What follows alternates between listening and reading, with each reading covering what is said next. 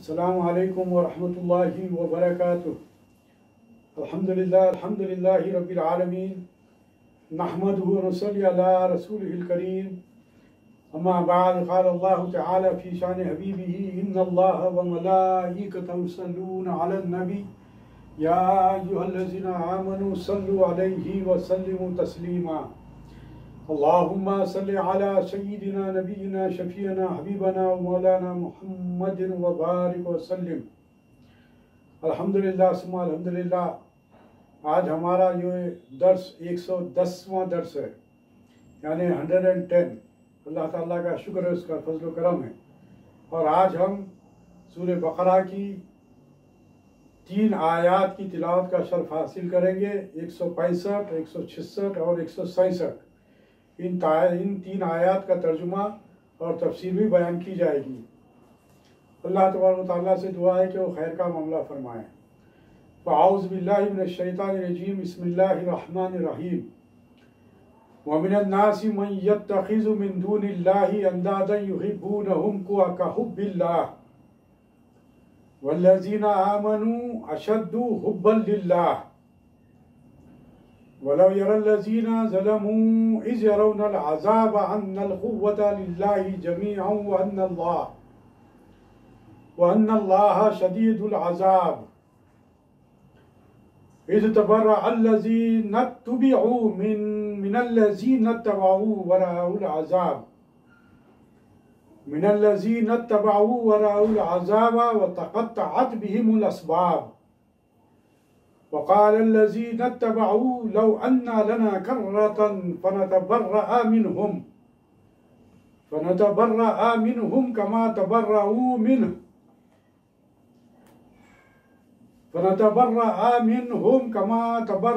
मिन्ना कज़ालिका युरिहिमुल्लाहु आमालहुम हसरातिन अलैहिम वमा हुम बिखारिजीना मिनन नार। सदक़ल्लाहुल अलीयुल अज़ीम। आइए इन आयात का तर्जुमा समाअत फरमाइए। बिस्मिल्लाहिर्रहमानिर्रहीम। बाज़ लोग वो हैं जो औरों को अल्लाह का शरीक ठहराते हैं। जैसे अल्लाह से मोहब्बत रखनी चाहिए वैसी ही इनसे मोहब्बत रखते हैं। और जो लोग ईमान ला चुके हैं अल्लाह से, उनकी मोहब्बत उससे भी बढ़कर है। यानी कि अल्लाह तबारक व तआला से मोमिनीन, ईमान लाने वाले बहुत ज़्यादा मोहब्बत करते हैं, शिद्दत से मोहब्बत रखते हैं अल्लाह ताला से। काश ये जालिम इस वक्त को देख लें जब ये अजाब देखेंगे कि तमाम ताकत अल्लाह ही के लिए है और अल्लाह सख्त अजाब देने वाला है। अल्लाहुम्मा हफ़िज़ना मिन कुल्ली बलाइ दुनिया व अज़ाबिल आखिरा। और आगे 166 और 167वीं आयत में अल्लाह ताला इरशाद फरमा रहा है कि जब मुक़्तदायाने कौम इन पैरवी करने वालों से बेजारी जाहिर करेंगे, वो खुद अजाब का सामना करेंगे और उनके तमाम सहारे टूट चुके होंगे। तो पैरवी करने वाले कहेंगे कि अगर हमें एक मौका और मिले तो जैसे वो हमसे बेताल्लुकी बरत रहे हैं हम भी उनसे बेताल्लुकी का बर्ताव करेंगे। अल्लाह इसी तरह इनको उनके आमाल दिखाएंगे जो उनके लिए सामाने हसरत होगा और वो दोज़ख से हरगिज ना निकल सकेंगे। ये वाज़े आयात हैं। आइए इसके मुतालिक कुछ तफसील हम पेश नज़र रखेंगे कि अंधाधन यहाँ पर जो लफ्ज़ इस्तेमाल किया गया उसके माने हैं बराबर के, यानी कि बराबर का समझना। किसी को भी किसी से मुताल्लिक़ अगर हम बराबर समझते हैं तो उसे अंदादन कहते हैं, उसे निदास के ये लफ्ज़ बना है जिसके माने हैं मिस्ल या मुकाबिल। मसलन अल्लाह ताला के मुकाबले में बुत, मूर्तियाँ और देवता या रईस, मालदार या हुक्मरान और पेशवा वगैरह या कोई और शय अल्लाह ताला के सिवा दिल में जगह हासिल कर ले। ये बहुत ही अहम नुक्ता है, समझ फरमाइए कि कोई शय अल्लाह ताला के सिवा दिल में जगह हासिल कर ले और उसकी मोहब्बत दिल पर गालिब आ जाए, यानी कि अल्लाह ताला की जो मोहब्बत हमको करनी चाहिए। जैसा कि यहाँ पर कहा गया कि ईमान वाले वो हैं जो अल्लाह तबारक ताला से बहुत मोहब्बत करते हैं, शदीद मोहब्बत करते हैं, जिस बात का हम कुरान मजीद में भी हम मुतालिया करते हैं, कुरान मजीद में भी हम पढ़ते हैं। तो हम क्या कहते हैं, इन्ना सलाती व नुसुकी व महयाया व ममाती लिल्लाही रब्बिल आलमीन, यानी कि मेरी नमाज, मेरी कुर्बानी, मेरी जिंदगी और मौत, यानी कि जिंदगी और मौत यानी कि पैदाइश से लेकर मरने तक का जो वक्फा जिंदगी है वो सब के सब अल्लाह ही के लिए है, वो सब का सब अल्लाह ही के लिए है। और हदीस में भी यही बात हमारे सामने आती है कि अल्लाह तबारक व तआला से बेपनाह मोहब्बत करना ईमान वालों की अलामत है। इससे हटकर अल्लाह तबारक व तआला के ताल्लुक से अल्लाह तबारक व तआला की मोहब्बत ही हमारे दिलों में होनी चाहिए।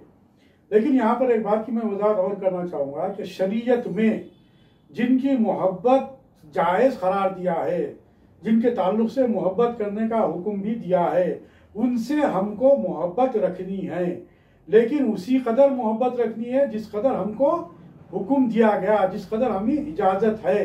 यानी कि शरीयत मोहम्मदी सल्लल्लाहु अलैहि वसल्लम में जिस कदर हमें मोहब्बत रखनी चाहिए उसी कदर हमको मोहब्बत रखनी चाहिए। जैसे कि मिसाल के तौर पर मोहब्बत का जो मामला है, हम अपने माँ बाप से भी मोहब्बत करते हैं, क्योंकि हुक्म है, कुरान में भी हुक्म है और अहादीस में भी हुक्म है कि माँ बाप के साथ उसने सलूक करो, माँ बाप के साथ मोहब्बत से पेश आओ।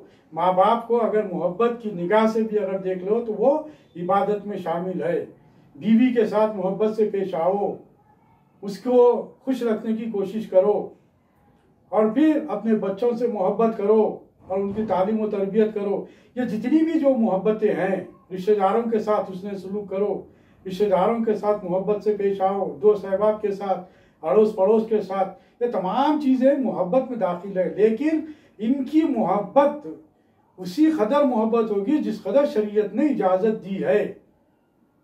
असल जो मोहब्बत है हमारे दिल में, तमाम जो रिश्तों से हम जो मोहब्बत करते हैं, इसीलिए मोहब्बत करते हैं क्योंकि अल्लाह तबारक व तआला का हुक्म है। इससे ये बात जाहिर हो जाती है कि सब तमाम रिश्तों से, तमाम नातों से, तमाम मोहब्बतों से बढ़कर हमारी जो मोहब्बत है वो अल्लाह से मोहब्बत है। अल्लाह ही का हुक्म है, इसलिए हम दीगर रिश्तों से मोहब्बत हम करते हैं। यानी कि गालिब जो मोहब्बत है वो अल्लाह ही की मोहब्बत होगी। उसी बात को हम पेश नज़र रखेंगे कि जिस रिश्तों से, जिस नातों से मोहब्बत करना है, जहाँ पर इजाज़त दी गई है उसी से हम मोहब्बत करेंगे।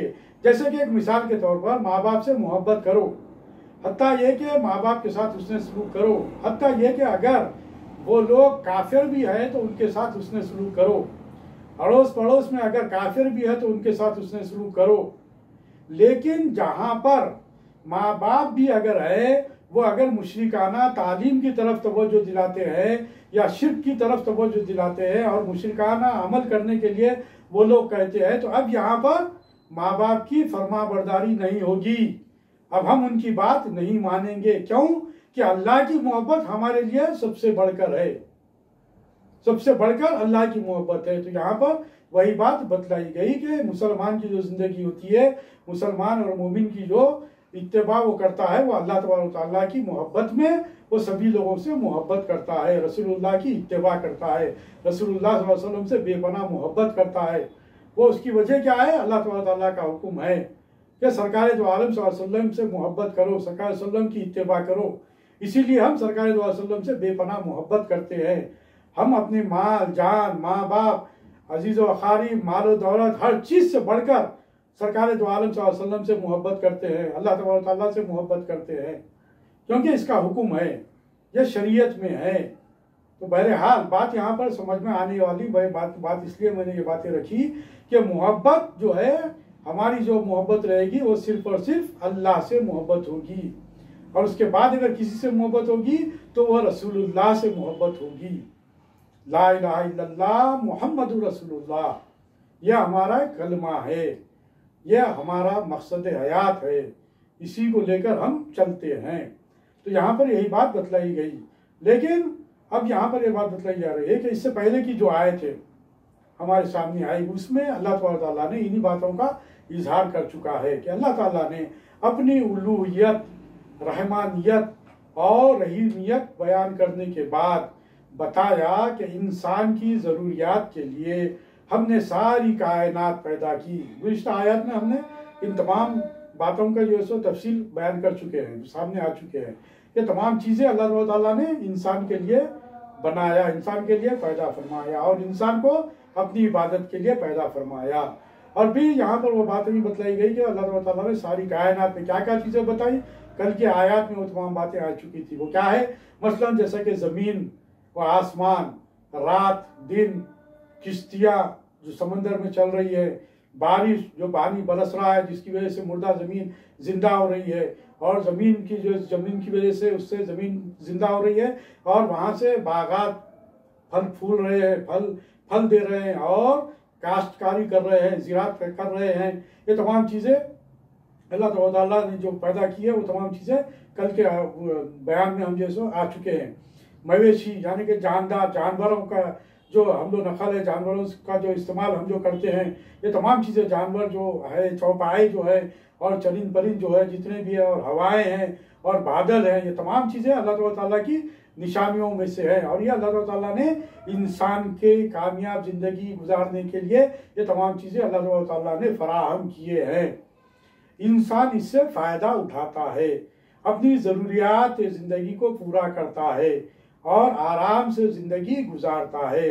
तो इसे चाहिए कि वो इन नेमतों को पाने के बाद अल्लाह ताला का शुक्र अदा करे, और जो कुछ जो अता हो रहा है, जो कुछ अल्लाह ताला ने कायनात में बनाया है, जिससे हम फैज़याब हो रहे हैं, तो अब हमारा ये फरीज़ा बन जाता है कि हम उसी एक रब की इबादत करें, उसी एक रब के सामने अपने सर को झुकाए, उसी एक रब के सामने अपने हाथों को, अपने दामन को फैलाएं, और जो कुछ भी मांगना हो उसी से मांग लें, उसी से मांगे।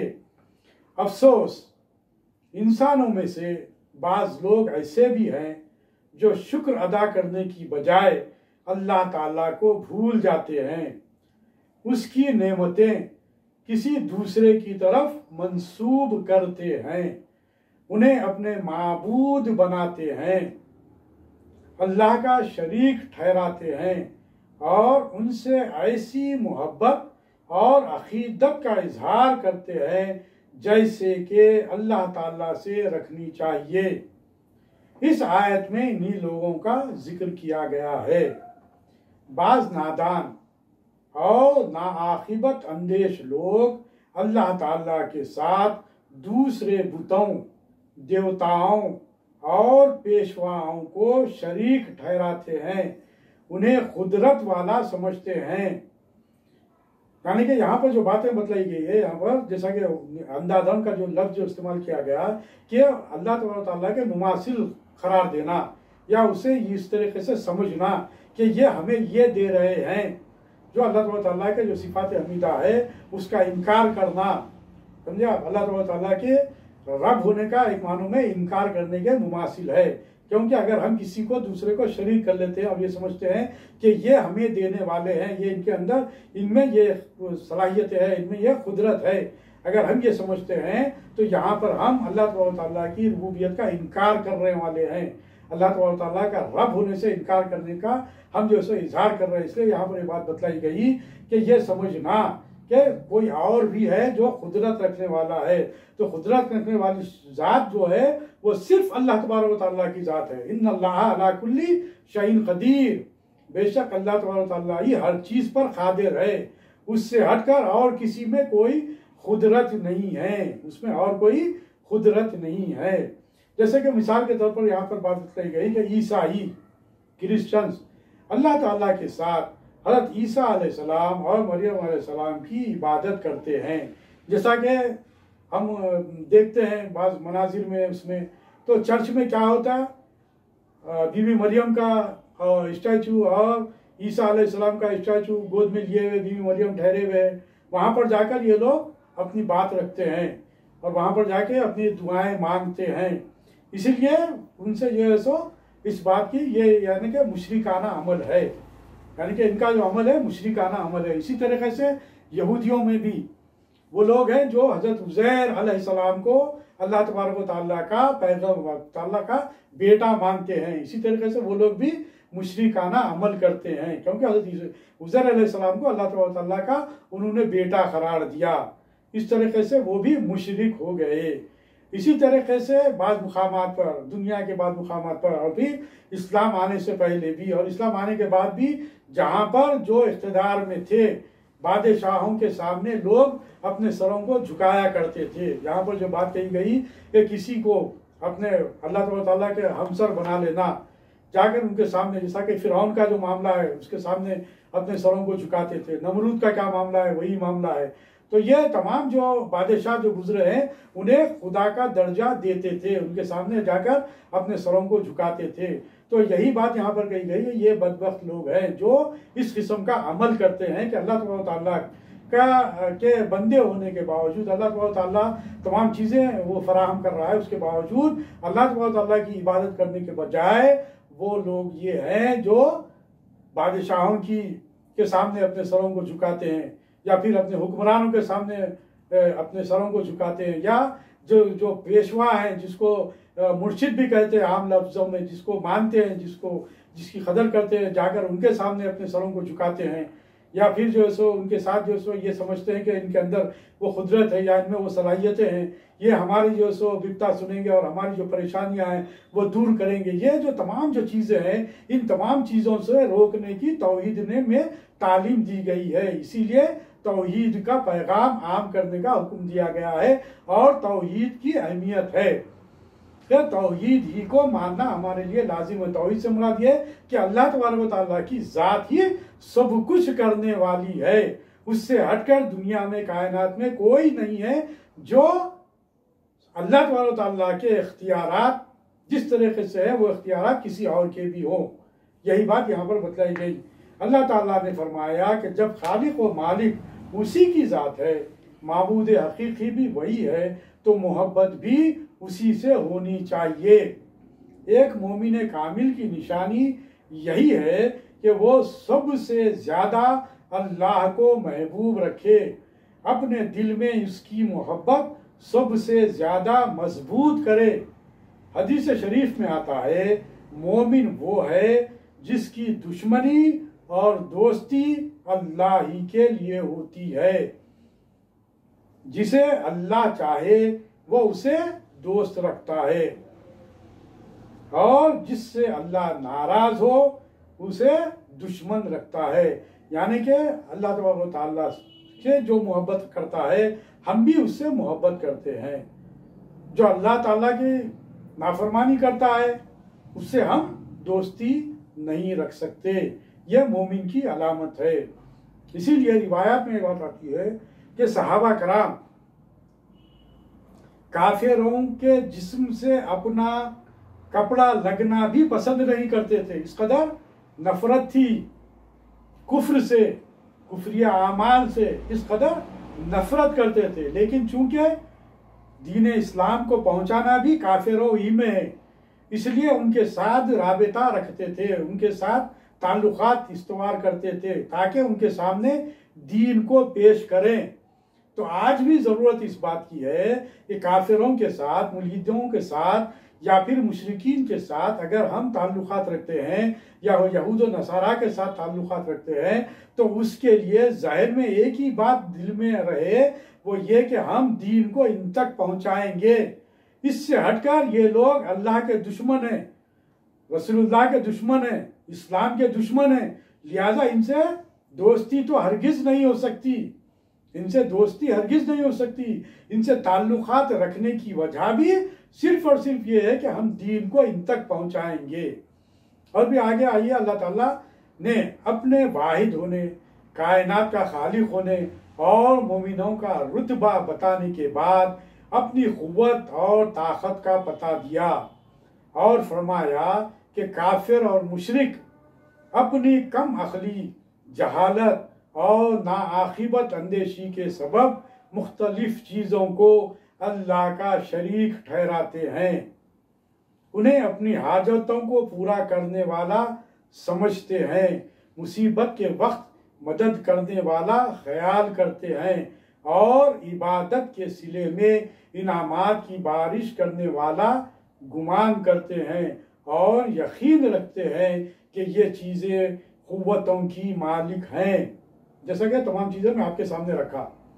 इस आयत में अल्लाह ताला ने फरमाया, इन आयत में, काश ये मुनकिरीन हक और अल्लाह के साथ शरीक ठहराने वाले इस अजाब को देख लेते जो हम क़ियामत के दिन इन पर नाजिल करेंगे, जिसे देखकर ये फौरन कह उठेंगे कि हर किस्म की क़ुव्वत व ताकत, अज़मत व कुदरत और इख्तियार व इख्तिदार सिर्फ अल्लाह ही के लिए है। किसी को इसके आगे दम मारने की मजाल नहीं, इसके सिवा कोई दूसरी हस्ती किसी की मदद नहीं कर सकती और हर चीज़ उसके आगे आजिज है। उस रोज़ किसी का माल व असबाब कुछ उसके काम ना आएगा और ना अजीज़ व अकारिब साथ दे सकेंगे, और हत्ता के हर शख्स अपने महरम, भाई बहन, माँ बाप, बीवी बच्चों, यार दोस्तों और अजीज़ों से दूर भागेगा ताकि कहीं इनका वबाल उसके ऊपर ना आ पड़े। इस रोज़ मुशरिक लोग अपने इन बातिल माबूदों और झूठे शरीकों को भूल जाएंगे और अल अमान अल अमान पुकारेंगे। दुनियावी जिंदगी में इंसान पर तरह तरह की मुसीबतें और आजमाइशें नाजिल होती हैं। उसे अपनी अकल से काम लेकर ये समझना चाहिए कि ये सब अल्लाह ताला की तरफ से हैं और उनसे सबक हासिल करके अल्लाह ताला के आगे झुक जाना चाहिए। अहादीस नबवी सल्लल्लाहु अलैहि वसल्लम में इस आजिज़ी और नियाज़मंदी को तौबा व इस्तिग़फ़ार और दुआ को इबादत की जान बतलाया गया है। फरमाया है, अद्दुआउ मुख्खुल इबादा, यानी कि दुआ इबादत का मग़ज़ है। इन आयात में अल्लाह ताला ने क़यामत के एक हौलनाक मंजर का बयान फरमाया है। काश गलतकार मुशरिक आज इस पर गौर करके इबरत हासिल करें और बेराह रवी से बाज आ जाएं। इस दिन झूठे मुर्शदीन जिन्होंने दुनिया में नादान अव्वाम को अपने पीछे लगा रखा है, इन लोगों को छोड़ देंगे जिन्होंने दुनिया में इनकी पैरवी की थी और इनके पीछे लगकर राह हक छोड़ बैठे थे। ये घड़ी इन नादान पैरोकार मुरीदों के लिए बड़ी भयानक होगी कि इनके मुर्शिद जवाब दे चुके होंगे, असबाब कट गए होंगे और अजाब सामने नजर आ रहा होगा। नादान मुरीद कहेंगे कि काश दुनिया में एक बार फिर जाना नसीब हो और हम इन मक्कार मुर्शिदों से इसी तरह बेजारी इख्तियार करें, मगर अब कुछ ना हो सकेगा। आमाल एक हसरत का दफ्तर बनकर उनके सामने होंगे और जहन्नुम की आग से छुटकारे की कोई सूरत ना होगी। यहाँ पर मैं एक बात की और वजाहत आपके सामने करना चाहूँगा कि मुर्शिद से मुराद जो रुश्द हिदायत वाला और जो अल्लाह तबारक व तआला ही से मिलाने वाला, जो हिदायत याफ्ता है और जो अल्लाह तबारक व तआला से मिलाता है और सरकार दो आलम सल्लल्लाहु अलैहि वसल्लम की मोहब्बत पैदा करता है और इस्लाम पर चलने की वो तालीम देता है, तो ऐसे मुर्शिदीन को वहाँ पर अल्लाह तबारक व तआला हो सकता है कि कुछ इख्तियार दे। और ऐसे मुरीदैन जो दीनदारी के तहत शरीयत के ताबे रहकर रुश्द व हिदायत की तालीम हासिल करते हैं, तो हो सकता है कि अल्लाह ताला उनके नेक आमाल की वजह से उन्हें अजर अजीम अता करे। लेकिन ऐसे पेशवा जो लोग गुमराही की तरफ ले जाते हैं और जो लोग अल्लाह ताला से हटकर अपनी कुव्वत बताने की कोशिश करते हैं, ऐसे लोगों के लिए अजाब जहन्नुम होगा और ऐसे लोगों की पैरवी करने वालों के लिए भी अजाब जहन्नुम होगा। वहां पर हर कोई साथ छोड़ देगा, हत्ता ये कि खुद शैतान भी कहेगा इन्नल्लाह वअदकुम वअदुल हक, यानी खुदा का वादा तो सच्चा था और मैं तुम्हें जो सब्ज बाग रखा था वो महज धोखा था। शैतान खुद ये बात कह देगा उस दिन, तुम पर मेरा कोई जोर तो था नहीं, मगर मैंने तुम्हें कहा, तुमने मंजूर कर लिया, यानी कि मैं तुम्हें थोड़ी सी बुराई की तरफ रग़बत दिलाया, तुम उस पर अमल पैरा हो गए। अब मुझे मलामत करने से क्या फायदा, अपनी जानों को लानत मलामत करो, ना मैं तुम्हारी फरियाद रसी करूं ना तुम मेरी, मैं तुम्हारे अगले शिर्क से इनकार करूं, इनकारी हूं, इनकार करता हूं। जान लो कि जालिमों के लिए दर्दनाक अजाब है। अब जैसा कि हमारे सामने हमेशा हम हर बात को हम क्या कहते हैं कि भाई अल्लाह शैतान के शर से महफूज रखे, यकीनन हमको ये दुआ करना चाहिए, लेकिन शैतान जो हमारा अबदी हमारा दुश्मन है, हम उसके बताए हुए रास्ते पर हम चल रहे हैं, हम खुद, वो तो खाली हमें इशारा दे रहा है और हम उस पर अमल पैरा हो जा रहे हैं। इसीलिए अल्लाह ताला ने कुरान में वाज़े तौर पर इशारा कर दिया कि तुम शैतान के रास्ते पर मत चलो, वो तुम्हारा सरीह दुश्मन है। और वो शैतान जो हमारा दुश्मन है वो खुद भी अल्लाह ताला की रुबूबियत से वाक़फियत रखता है, लेकिन चूंकि उसके दिल में शर पैदा हो गया और वो अल्लाह ताला से इस बात की छुट्टी ले लिया और इस बात का इख्तियार ले लिया कि मैं तुम्हारे बंदों को भटकाऊंगा, गुमराह करूंगा, इस बात को वो मानते हुए अल्लाह ताला से इजाज़त लेते हुए वो हमको दुनिया में बंदों को भटका रहा है। लेकिन वही शैतान जो हमको दुनिया में भटका रहा है, क़यामत के दिन वो भी पलड़ा झाड़ लेगा, अपना दामन झटक लेगा और कह देगा कि मेरा मामला कुछ भी नहीं है, मैं तो सिर्फ तुम्हारे को जैसे थोड़ी सी तवज्जो दिलाया, तुम उस पर अमल पैरा हो गए, इसमें मेरा क्या कसूर है, मेरा तो कोई जोर तुम पर नहीं चलता था। इससे अंदाजा लगा लीजिए कोई शैतानी कुव्वतें नहीं हैं, कोई शैतानी कुव्वतें नहीं हैं जो कुछ भी हमको अगर कोई मामले मुसीबतें मसाइल मुश्किलात का सामना करना पड़ता है तो हमको यहाँ पर यह बात बतलाई गई कि हम अल्लाह ताला के हुजूर रुजू हो जाए। अल्लाह ताला हमारा तमाम मामलात को हल करने वाला है, वही हल्लुल मुश्किलात है, वही हमारा रब है, वही हमारे लिए सब कुछ करने वाला है। अल्लाह ताला से दुआ है कि बारी ताला हमें हर किस्म के छोटे से छोटे हर किस्म के शिर्क से महफूज रखे। ऐ बारी ताला हमें अपने मोमिनीन, सालेहीन, सिद्दीकीन और शुहदा बंदों में शामिल फरमा ले। रब्बना आतिना फिद दुनिया हसनतन व फिल आखिरति हसनतन व क़िना अज़ाबन नार। सुब्हानकल्लाहुम्मा व बिहम्दिका अशहदु अन ला इलाहा इल्ला अंता नस्तगफिरुका व नतूबु इलैक बिफज़्लि सुब्हान रब्बिका रब्बिल इज़्ज़ति अम्मा यसिफून व सलामुन अलल मुरसलीन वल्हम्दुलिल्लाहि रब्बिल आलमीन।